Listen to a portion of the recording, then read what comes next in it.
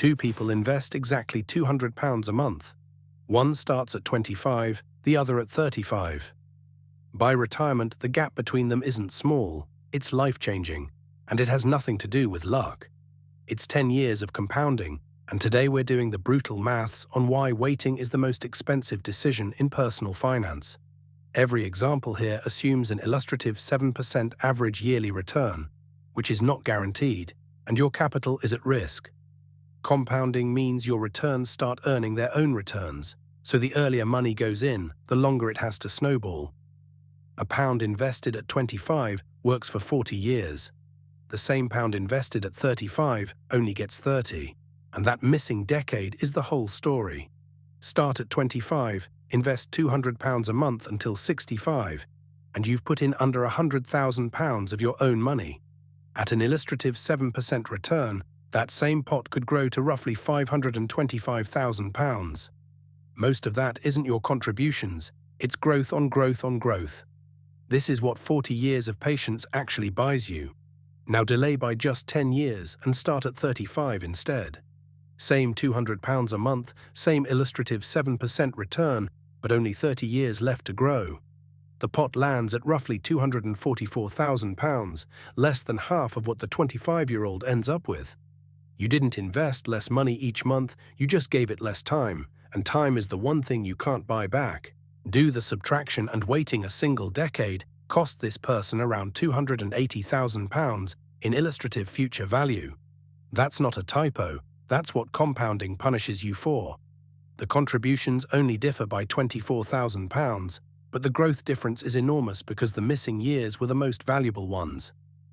Early money isn't just money, it's decades of multiplication you can never recover. So what happens if you start at 45? Or worse, you haven't started at all? In Part 2, we run those numbers, and more importantly, we cover exactly what to do if today is your starting line, not 25 years ago. The second best time to start investing is always today, and the numbers prove why waiting even one more year is expensive. Stick around. This next part changes how you think about every pound you're not investing yet. Start at 45 with the same £200 a month at 7%. Illustrative, not guaranteed, and by 65 you've got roughly £105,000. That's less than a third of what the 25-year-old ended up with from the exact same monthly amount.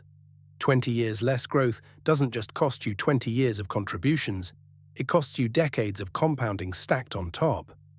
This is why waiting is the most expensive decision in personal finance. Line them up, 25 to 65, roughly £528,000. 35 to 65, roughly £244,000. 45 to 65, roughly £105,000. Same contribution, same assumed rate, 3 wildly different lives in retirement, all figures illustrative, not guaranteed.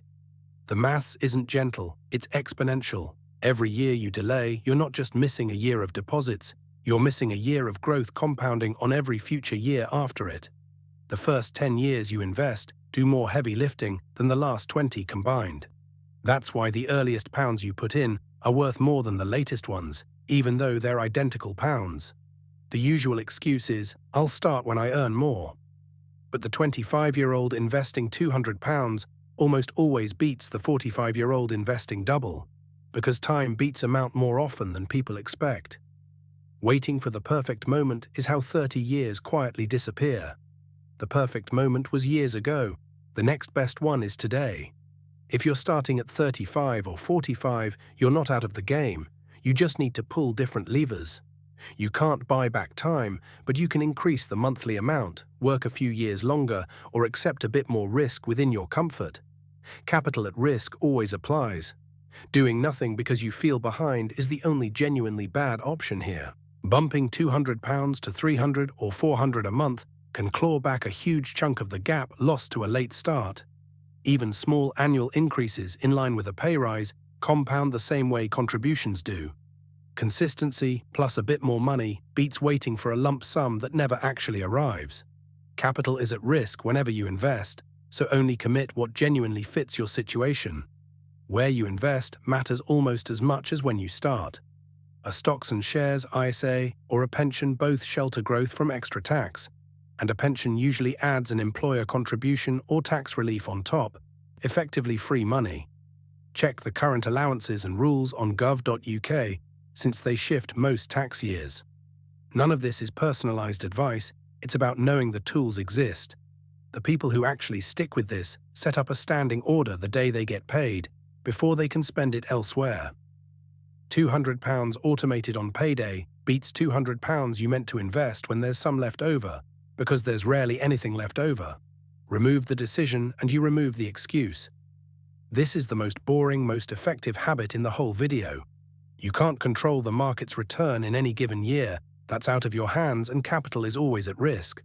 What you can control is your starting date, your monthly amount, and your consistency, all three decided right now. Stack those three in your favor and the market does the rest over time. Ignore them and no return, however good, fixes a head start you never gave yourself. This week, work out one number, what you can commit monthly without stress, then open the account and set the transfer up before this video ends. Don't wait for a better time to start. That time is a myth that's already cost people decades. The exact monthly figure matters less than the fact it's automated and starts now. Future you is being built by what you do in the next 10 minutes. 25, 35, 45, the amount was identical, £200 a month. The only variable that changed the ending was time, and time is the one thing you can't earn back later. Wherever you're starting from, the second best time to begin was always today. Every year you wait isn't a year you saved, it's a year you paid for. If this made you want to check your own numbers, we've got a full ISA versus pension breakdown and a compounding calculator walkthrough on the channel. Subscribe so you don't miss the next one, and drop your starting age in the comments, no judgment, just start. Clear Money UK is here to make this stuff make sense, not make you feel behind. See you in the next one.